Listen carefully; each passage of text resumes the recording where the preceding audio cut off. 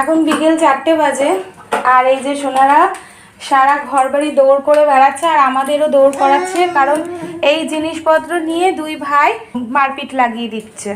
যেটা নেবে দুজনেরই নেওয়া লাগবে, তো এই রকম চলছে।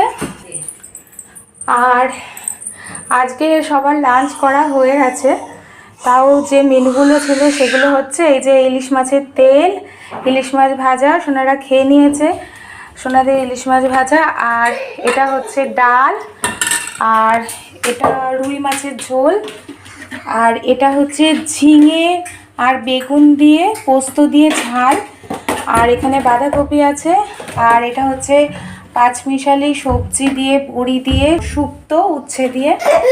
এই যে আবার দৌড়ালো, ও ওটা নিয়ে, এও নেবে, এই নিয়ে মারপিট।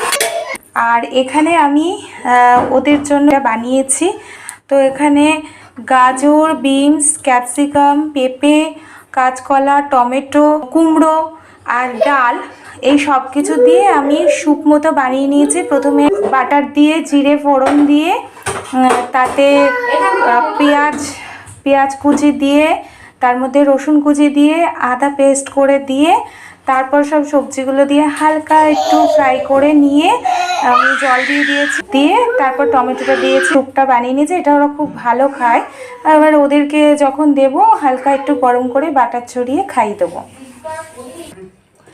আর শেষ পাতে সবারই এই আমুলের টক দই আর এই যে আম, সেটা আছে, সোনারাও খেয়েছে আর আবার খাবে। তো কোথায় বাবাই, কি করছো? এই যে এদিকে দেখাও, টাটা করে দিয়ে আসো, যাও মাম্মামকে। এই যে টাটা করছি, কই বাবা বাবা বাবা বাবা, তুমি বলো, তুমি টাটা করো, টাটা টাটা, মুখে বলো।